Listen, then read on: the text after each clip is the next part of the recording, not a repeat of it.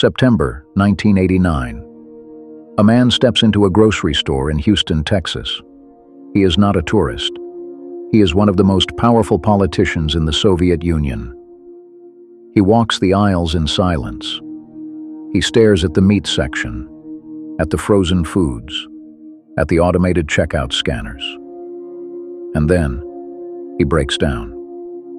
On the flight out of Houston that night, his aide found him sitting with his head in his hands, sobbing. He looked up and said, "What have they done to our poor people?"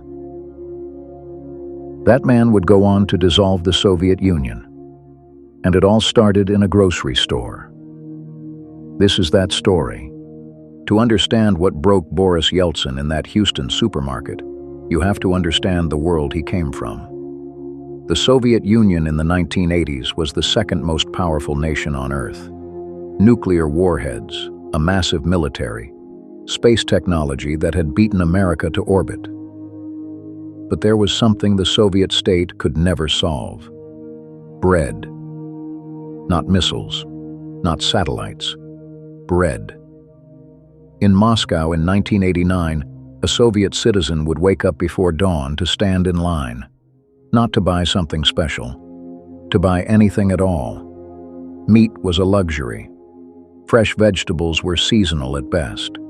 Cheese, butter, eggs, rationed. The Soviet state had a name for this system. They called it rational consumption. The people had another name for it. They called it hunger. And yet, the propaganda never stopped. Soviet television showed smiling workers, full shelves, collective farms producing record harvests. The state told its people that the West was worse, that Americans lived in poverty and exploitation, that capitalism created misery for the masses while a tiny elite consumed everything. Most Soviet citizens had no way to verify this.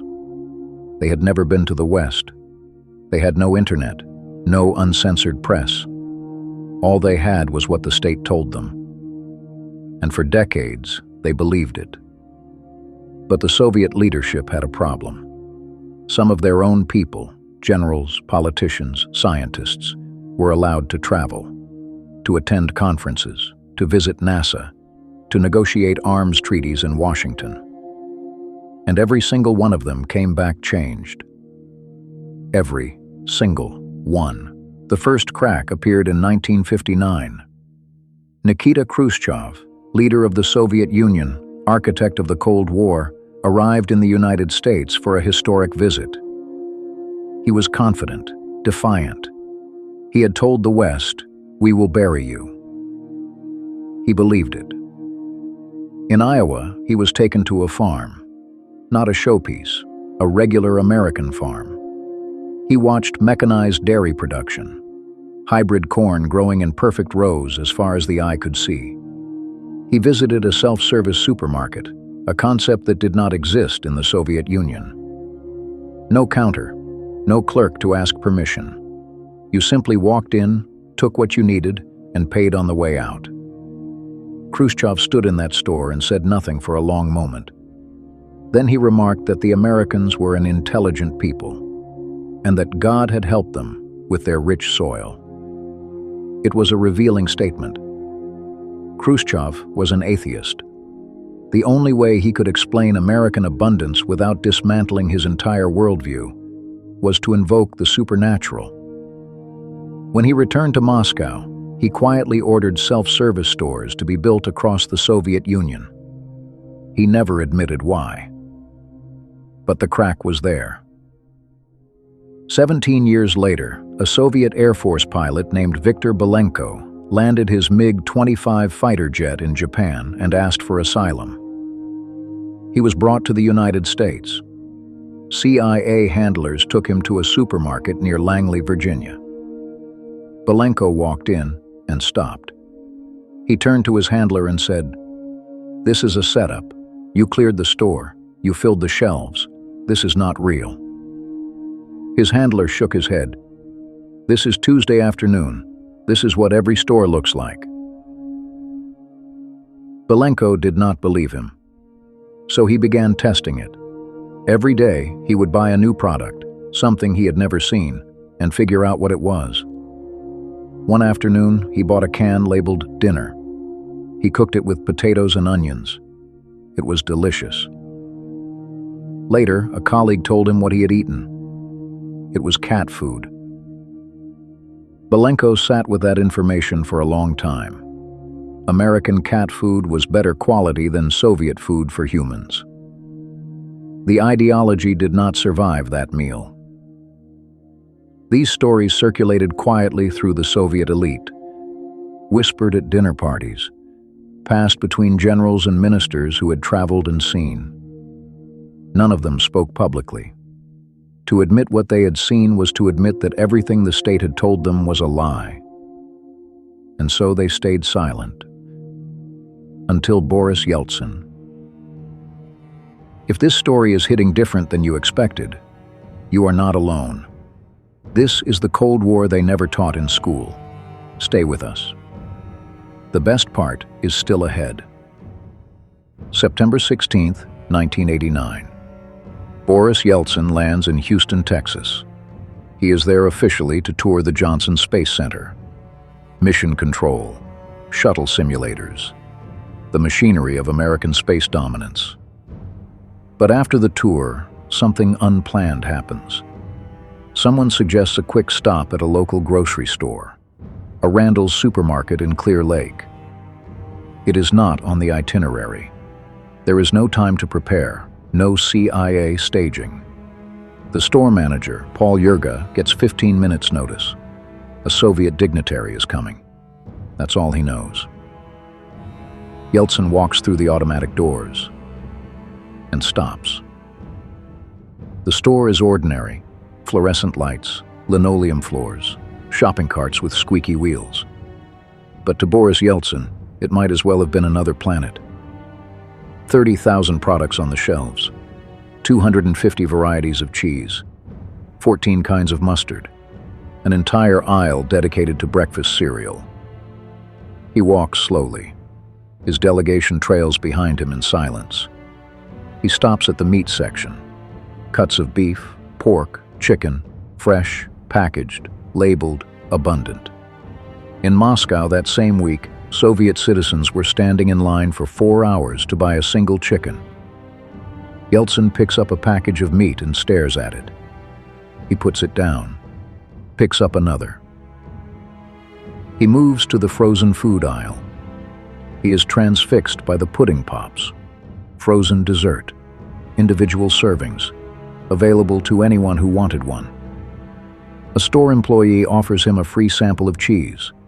He takes it, eats it slowly, asks how much it costs. He talks to a woman shopping with her children, asks what she does for work. She says she's a teacher. A teacher, shopping here, on a Tuesday afternoon, without waiting in line. Yeltsin turns to his aide, Lev Sukhanov, and says quietly, "Even the Politburo doesn't have this choice, not even Gorbachev." He spends 20 minutes in that store. 20 minutes that would change the world. Later, Sukhanov would write in his memoirs, "The last vestige of Bolshevism collapsed inside him that day." On the flight to Miami that evening, Yeltsin sat alone at the back of the plane, head in his hands, sobbing. He looked up at Sukhanov and asked, "What have they done to our poor people? What have they done to our poor people?" The man who had defended the Soviet system his entire career, who had risen through the Communist Party for 30 years, had been broken by a grocery store in Houston, Texas. Boris Yeltsin returned to the Soviet Union a different man. Within months, he resigned from the Communist Party. In his memoir, Against the Grain, he wrote about what he saw in that Houston store. He described shelves crammed with hundreds, thousands of cans, and asked how a country with the same natural resources, the same human potential, had been brought to such poverty. He ran for president of Russia in 1991. Won. And on December 25th of that year, Boris Yeltsin signed the documents that formally dissolved the Union of Soviet Socialist Republics. The Cold War was over. America had won. But here is what the history books rarely tell you. The United States had known for decades that this moment would come. Since 1959, American officials had deliberately exposed Soviet visitors to the reality of American consumer life. They had a name for it: Operation Abundance. The strategy was simple. Don't show them missiles. Don't show them aircraft carriers. Show them a supermarket. Because the Soviet leadership could explain away American military power, they could rationalize the space program. They could dismiss the nuclear arsenal as imperialism. But they could not explain 30,000 products on a shelf, available to a schoolteacher, on a Tuesday, without a line. Soviet hockey players who visited America tried to buy entire inventories of meat, convinced that the supply was a mistake that would be corrected before they returned. Soviet military officials wept in shopping malls, realizing that no government on earth could fake an infrastructure that large.